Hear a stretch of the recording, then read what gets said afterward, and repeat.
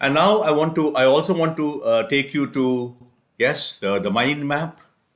I'm sure many of you have started to do the mind map. The only thing why I introduced the mind map now is because when we did the mind map last time, I did not tell you how to use the mind map for biomimicry. But I guess all of you are intelligent enough to have figured out how the mind map can be used for biomimicry. In any case, let me tell you. Now, what is the mind map? What is the mind? What is it? What you see in front of you? What you see is information on how to make mind maps, right? So, and also you see the connection between one type of information and another type of information. You also see thick lines that have one particular word which tells you that this particular line is about, for instance, paper, right? Now, paper is what comes out of the center of the page, which means we are thinking about paper. And then we are thinking about the subsets of paper. We are thinking about landscape paper. We are thinking about blank paper. We are thinking about start with the center, and that center is connected to the landscape. So there is a lot of connections. You have learned systems thinking, which is about connections. You have learned mind mapping, which is about representing or putting on in front of you all the thinking that's going on in your head. Now, can't you figure out, or you can figure out, how to use this for biomimicry? For instance, define, right? You can use it in the define stage by putting define at the center and all the definitions, all the how might we questions. So all the broad questions, all the narrow questions, all the just right questions. You can also put all the questions in the around the page, and how did you arrive? So therefore, the thick line can have how might we something something something, and the thin line from that can say what is the connection between that how might we and something else that you thought about. You can also use it for discover. In discover, what do? You look at so many organisms, right? 7, 8, 9 organisms. You can draw a quick mind map of all these organisms and look at the connections. For instance, supposing you say one of the organisms you discover is the kingfisher. And you can look at the strategy of the kingfisher. You can look at the thinner line can be a strategy. A thinner line can be the context of the kingfisher. A thinner line could be, one more thinner line could be how the kingfisher solves the problem. The splashless dive that we keep speaking about can be one thin line. It's a great way to look at abstract. It only helps you. What is mind map after all? Mind map is a tool to help you look at the information and the interconnections between among that information. And then you can start to unearth new things. So you can also use mind map for abstract, right? Every organism you start with, there is an abstract stage. You can put all the abstractions on the mind map. And finally, when you have finished all the 7 steps, you can use mind map for define what are the thin lines, discover what are the thin lines, biologize what are the thin lines, etc. You can even connect it to the UN SDGs, right? You can even put all the UN SDGs and find out which UN SDG is connected to your solution. Just play around with the mind map. Use the mind map, for instance, become a good mind mapper. When I say good, doesn't mean you need to draw great pictures.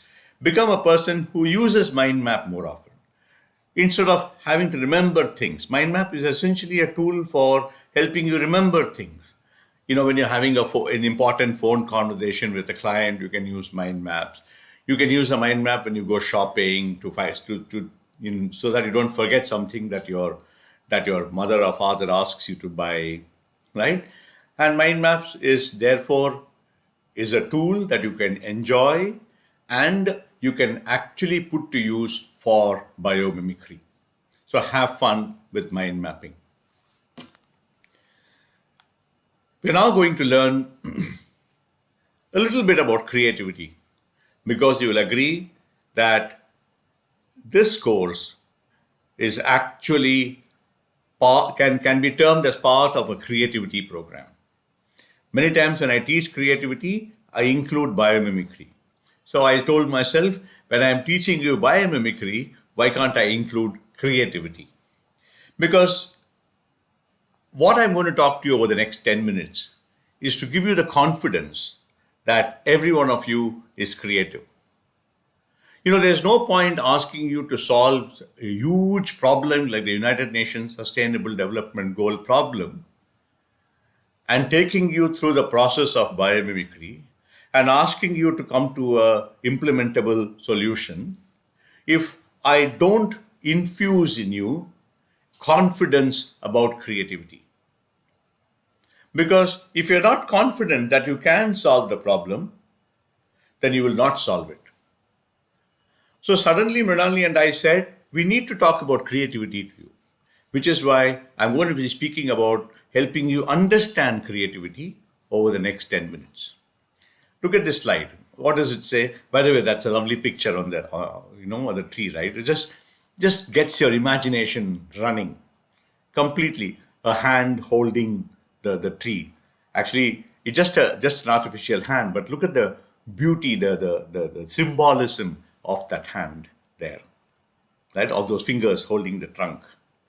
So what is creativity? Creative confidence.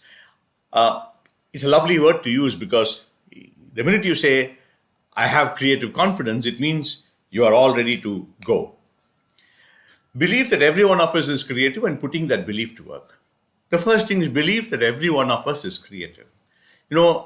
It's so difficult. I don't know why. It's so difficult to teach this belief. I don't understand why the minute I ask a group of students, how many of you are creative, very few put up their hands. Why? Or they say, my mother is very creative, my sister is very creative, somebody else is very creative. Why? Why is it that we don't believe that every one of us is creative? I'm not even trying to inspire you or motivate you with this sentence. But isn't it all? Just think about it logically. Logically, if creativity is doing something different, something new, solving a problem, then do you mean to say that when you don't raise your hand for the question, how many of you are creative, do you mean to say that you have not solved a problem in your life? Do you mean to say you have not thought about new ideas? Do you mean to say you're not thinking about new problems? Do you mean to say that you're not trying to figure out things? Yes, that is creativity, of course. You are doing, suddenly you're very hungry and there's no food to eat. What do? You look for something, right? You look for an alternative. So instead of chapatis or instead of rice, you will probably eat a chocolate because you want to satisfy your hunger. Now that act of choosing a chocolate instead of a roti or a chapati is what is called alternatives.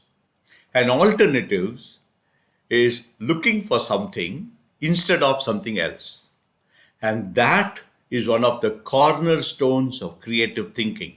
Looking for alternatives is very, very, very critical to creativity. Are you telling me that you have never looked for alternatives in your life? So therefore, every one of us is creative. And using that creative, putting that belief, once I know I'm creative, what am I going to do? I'm going to go and solve the problems. Once I know I'm creative, I'm going to teach biomimicry. Once I know I'm creative, I'm going to solve the United Nations Sustainable Development Goals. Because there's no choice. What else do I do with my creativity? Look at this, right? Creative confidence is like a muscle that can be nurtured and strengthened, which means we are learning what? We are learning that every one of us is creative, yes, but many of us can learn to be more creative than somebody. So we can learn creativity tools, we can constantly solve problems, we can enter competitions, we can constantly be thinking about how to solve problems, we can take risks, we don't have to accept the solution that is already there, we can look for better solutions. And these are the things that we do to nurture our creativity, to to build what is called creative muscle. You know, I wish I had the time to give you what is called 30 exercises to make creativity a habit. I had once upon a time written down 30 daily exercises that you can do. Maybe, I can send it to you later on. But every day you can do an exercise just to increase. For instance, one of the exercises could be, of course, you may get into trouble at home. One of the exercises could be to just rearrange the furniture in your house. Just rearrange it. Because one of the things about creativity is empowerment. You empower yourself to be your interior designer for that day. And you go and you rearrange the furniture. Put the cot here, put the chairs there, put the rug here, and completely rearrange it. Of course, you may get into trouble, but that doesn't matter because creativity is also about taking risks. It's also about empowerment. Saying, I have the power to rearrange. I know how to rearrange, right? It may not be the best thing, but that's one habit I keep recommending to people to do. The other habit is to use the senses, right? For instance, when you're watching TV, put the sound off and try and find out what the persons are talking, what the actors are saying, of course, without the subtitles. So you can do several things. There are about 30 exercises that you can do. You practice you do these exercises every day, and at some point creativity becomes a habit, and you're going to be surprised because all your friends are going to come and say, what is this? Nowadays you're giving us so many new solutions. Where did you learn it from? Creativity becomes natural. This is my favorite slide, all-time favorite slide. It's called the creativity canvas. Why is it such a favorite slide? Because I want to once and for all shatter one of the biggest myths in creativity. One of the biggest myths in creativity is most of us believe that creativity is about generating ideas. Sorry. If you believe that creativity is only about generating ideas, you are wrong. Creativity is not just generating ideas. Creativity is all this in the canvas. Everything is about creativity. Attitude to creativity. What is you learned about Ramanujan, right? So don't you think that creativity needs an attitude to do something new? Without that attitude, how can you be creative? Attitude to creativity can be the ability to fail, right? Most people don't want to be creative. You know why? Because they don't want to fail. But creativity is a great experiment in failing, right? We all know the story of Isaac Newton, who said he learned 1,000 ways how to fail, right? We know so many stories where failure is common with creative people. Vincent van Gogh was never satisfied with his painting. Never. But he didn't stop painting, right? So creativity, the attitude for creativity is important. Curiosity, we will learn a little more about curiosity later. Curiosity is also about creativity. Asking questions, curiosity. What is that? What is this? What is that? Curiosity is also that fun that you have when you watch a murder mystery, right? You want to know what happens in the end. Curiosity gives you answers. Asking more and more questions gives you more and more answers. Creativity is also about thinking skills. How to think? Are there any tools for thinking? There are some very nice tools for thinking. There's something called lateral thinking, which helps you generate out-of-the-box ideas. There is something called 6 thinking hats, which helps you look at different aspects of thinking. There is TRIZ, which helps you solve problems. There is design thinking, which is a tool for going from problem to solution. And of course, biomimicry, our all-time favorite, right? It's also a tool. So therefore, how to think, how to use tools for creativity. Belief, we just learned about belief. How important is it to have belief in creativity? Inspiration. Look at inspiration as part of creativity, right? Without inspiration, what will we be? What am I trying to do now? I'm trying to inspire you to solve problems. Process. I've actually made process very bold here because many of us think that ideas come automatically, right? Which is not right. There's a process. There is a step by step process from problem to solution, which is what you learned in the spiral, right? That there is a step by step process. The biomimicry spiral is a step by step process. You'll always find it, right? You have a problem. Suppose I have a problem, and I don't directly go to the ideas, right? I have the problem, I define the problem, I look for information on the problem, and then I redefine the problem, find out what is the real problem, and then what do? I look at. Okay, let me give you a personal example. Just supposing, I want my children to learn English. I want my children to learn English. This is the problem. Now, I have a problem and I want to solve it. Now, can I find a solution just like that? No. What do I have to do? If I'm really serious about the problem, what do I have to do? First and foremost, I must look for information about my children. How serious are they? How much do they like English, etc. Right? Look for information. How much of hard work they can put in and all that. And then once I get this information, I start looking at the problem and I say, can I actually redefine the problem? Is it really learning English that I'm looking at or something else? What are the different connotations? Can I change the verb learn to something else? Can I say, I want my children to fall in love with English? I want my children to speak in English. I want my children to converse in English. I want my children to understand English. Look at all the connotations. What is it that I really want for my children? And then I say, wait, what I really want, I want them to fall in love with English. So the whole problem changes. What started as learning English has now become falling in love with English. And therefore, what you will find, every time you change the definition, new ideas come in. What are the ideas that are valid for learning English are no more valid for falling in love with English. So now I have a problem. This is the problem. I think I've taken a risk here, right? I think that this is the problem I want to solve. I want my children to fall in love with English. What do I do next? I look for ideas. What are the ideas I can get? One idea can be, I can send them to England and they can fall in love with English there. I can make them watch movies. I can make them read newspapers. I can put them up with a family that speaks only English. 4 ideas. Quickly I got these ideas, right? Now, what do I have? I have 4 ideas. But I can't work with all the 4 ideas. So what do? I have to choose one idea.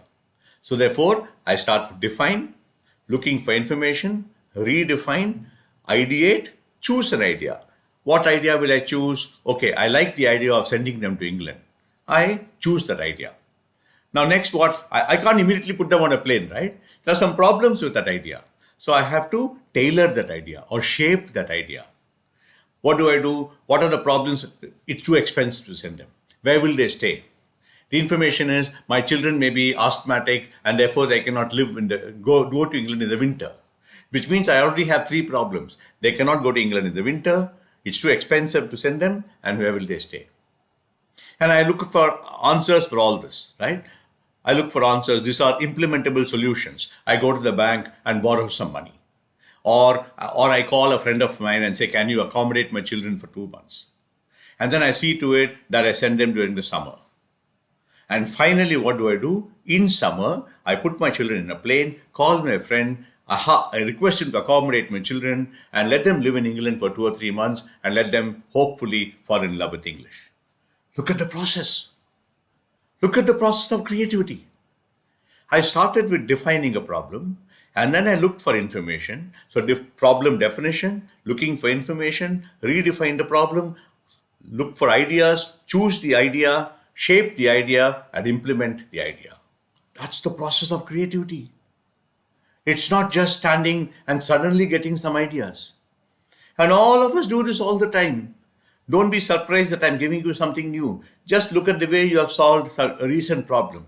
You have done all these things. You've just not named it, that's all. This is called deliberate creativity. I purposely go from problem definition to implementation, solution implementation. So therefore we understand that creativity is a process. There's also imagination, which we will also learn later. Imagining things, visualizing things.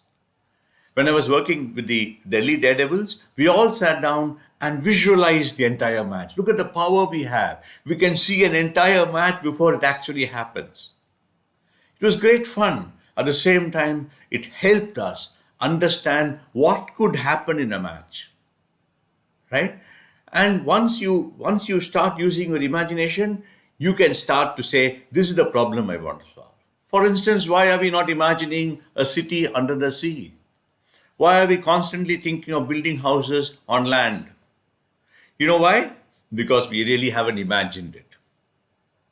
My favorite line, which I'm going to repeat often, is that if there is no solution for something right now, it is because you haven't imagined it. And therefore, suddenly we are learning there's so much to creativity. And one of my favorite words is hiding there, which is empathy. So why am I talking about empathy? Let me tell you why. This is the creativity journey. We just saw that, right? We start with problems and then go on to solutions. And it's a journey. It starts with the problem, it ends with the solution. And of course, when you start with the problem and with the solution, you make use of all the tools in the middle from the canvas. It'd be nice to know what you can add to the canvas that I have not already mentioned. When do we use creativity? When do we use creativity? We use creativity in a crisis. All of us do that. Suddenly you get a call saying that so and so is in hospital and you have to do something. You have to be able to, reach the hospital, or you have to be able to help the person in the hospital. Immediately you'll think of new ideas, right? Creativity to come through, which is what you're doing with the UNSDGs. What is the UNSDG after all? They are problems that the world has. And you're using your creativity, you're using biomimicry to improve the condition of the world. Creativity to change your life or improve your life. You're not very happy with what you're doing. It may be a job, it may be a school, it may be studies, it may be friendship, it may be anything at all. And you want to look for new things in your life, you use creativity. You find out how you can change your job, you find out how you can earn more money, maybe you can learn music, become a music teacher. Oh, by the way, I during college when I had to earn some money because I had to pay for the college fees, I actually learned French. And teaching French gave me a lot of money. But the idea to learn French came because I used creativity. I asked myself, what else can I do other than, for working, for earning some money? And because I like languages, French was the first idea I got. Creativity was someone you love. Always, right? It's always so true. How, because we love someone, we do things for that person. We create new ways of nurturing that relationship, of bringing up our children because we love them. We do so many things to solve problems for people we love. I don't know. I think I've already spoken to you about the 4 fears. One of the fears, of course, is that I will lead a meaningless life. Every one of us wants our life to have some meaning, some meaning. It doesn't have to be big meaning, small meaning, great meaning, Nobel Prize meaning, nothing. And many times, you use creativity to find out how you can lead a meaningful life. Many of my friends, they say, I want to settle down here, I want to help this. I have a friend of mine who's helping so many parents and children in need. For him, that gives him meaning. Now, how does he think of those ideas? And all of us, not just that person, all of us want to find meaning. And when you want to find meaning in your life, surely you will try to use creativity to find out, how can I make my life meaningful? So this is, I keep doing this slide because it just helps you understand that creativity is not just about generating ideas, it is about moving from problem to solution. What is a problem? How does a problem look? These are only questions, okay? I'm not going to talk. I just want you to get interested in creativity. After this lecture, I want you to go and Google problems. How does a problem look? Does it have a feature? Most of the time, we don't even bother about these questions. I put these questions down just to help you understand the depth of what we are doing, the depth of what we are trying to solve. How does it feel? How does a problem feel? Right? Does it feel good? Does it feel bad? How does it feel? What are the different types of problems? Big problems, small problems, everyday problems, right? What are the different types of problems?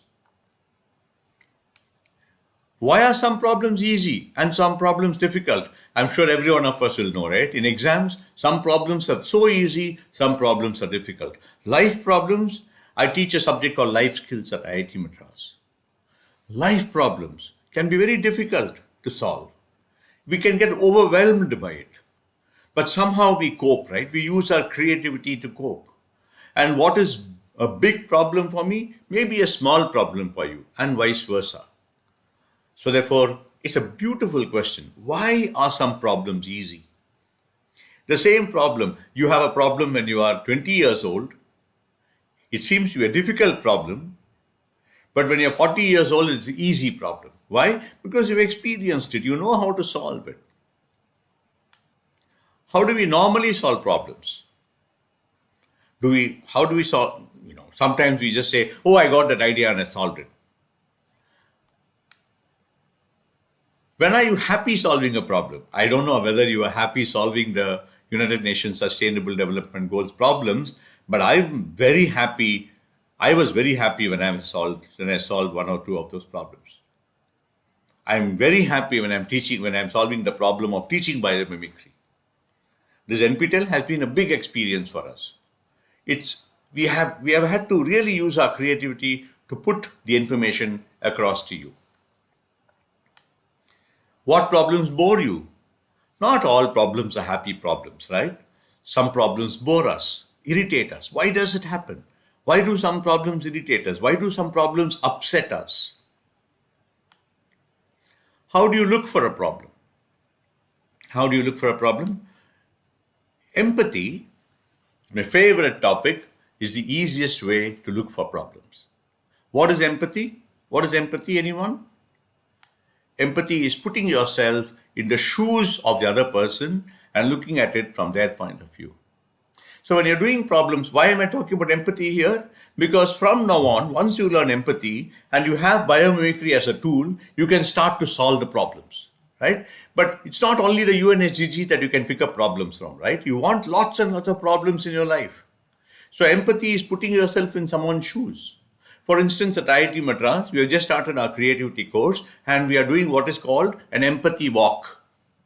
An empathy walk is where students put on their empathy hat and walk around the campus looking for problems. For instance, one student may go to the hospital in IIT Madras and empathize or put himself in the shoes of the person waiting in the queue to see a doctor. When you say empathize, when you put yourself in the shoes, you become that person waiting outside to see the doctor. You become that person, right? You are that person. So therefore, you have a stomach ache and you just don't know what to do. It's what, half an hour since you stood in the line, 1 hour you stood in the line, and the line doesn't seem to be moving, but your stomach is really aching. Can you become that person? Once you become that person, once you say, this is the problem that this person has, you will start to look for solutions.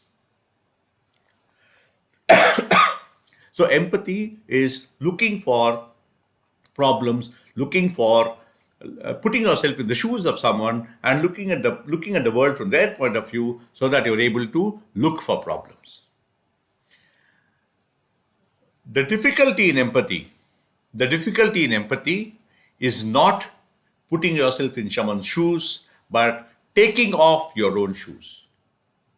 Taking off your own shoes. I remember one of the students, he put himself in the shoes of the watchman, and he found that a watchman has to stand from 9 o'clock in the morning to 5 o'clock in the evening in the hot sun, and his knees start to ache. But he can't sit down. So the problem was, how do I relieve the knee pain of the watchman without having to make him sit down on a chair, because watchmen cannot sit down. Then he thought of a lovely idea, a tripod stand like seat, where the watchman could rest his knees, just sits down for about 10 minutes. He's not really sitting down, but he's just resting his back on the tripod stand. And after time he gets up, he gets some relief. So every 1 hour he just sits for about 10 minutes. He just rests his body for about 10 minutes, and then he comes back. How did the solution happen? Because this student became the watchman for some time.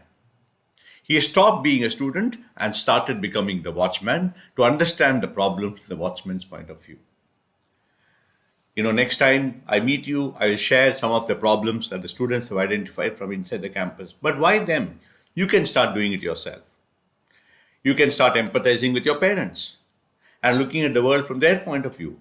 So empathize with your mother, who has to probably get up very early in the morning to make food for all of you, right? And then she has to pack food, and she has to make you people happy, and then she's got problems the entire day. If you can empathize with your mother, become your mother for some time. Write down 5 problems your mother has and show her the problems to her and say, are these not the problems you have? She'll love you. And then help her try and solve those problems. So empathy is a brilliant tool to identify problems. This is one beautiful video that you can see. It's about Muruganandam, Arunachalam Muruganandam. Many of you may have heard of as the Padman of India. I don't want to spoil the fun, but when you're watching the video, look for empathy in the video. Look how he uses empathy and creates an entire business out of that empathy. And a business that is so socially relevant, right? It's a brilliant video for you to start looking at empathy, for starting to understand empathy. And empathy can be a great tool for looking for problems. Oh, by the way, empathy is the first step in design thinking, because design thinking is about empathy. Design thinking is also called human-centered design. So therefore, you start with the humans at the center. You empathize with them. So design thinking, the process, remember the process? Design thinking, the process is empathize, define, ideate, prototype, and test. Maybe I'll come back later and explain it to you, in a more descriptive way. But design thinking starts with empathy. So coming back to the creativity journey, you start with the problem, you use the tools, and you go to the solution. So that is creativity for you, right? We have forgotten solution? No, we have not forgotten. So what is the solution now? Most of you are almost there, right, in the solution, because today is the 7th week. You're probably already thinking about the solution. A solution is a way to solve a problem, very simplistic definition. A solution brings closure. You say, you know what? I have now come to a solution. So without solution, your mind is constantly wondering what could be the solution, and all that. Most solutions do not involve too much effort. What does it mean? It means that it's not very difficult to solve a problem. As long as you follow the process, like the biomimicry process, it's not too difficult. Many of us shy away from problems because you think it's very difficult. But look at the easy way it is, right? You just need a problem to solve. In this case, UNSCG, you go through the steps and you get a solution. It's almost automatic. Solutions are normally copied from others or made from experience. Many times, we look to others for experience. For instance, coaching, we look to ourselves to solve our own problems because we use our own experience to solve our problems.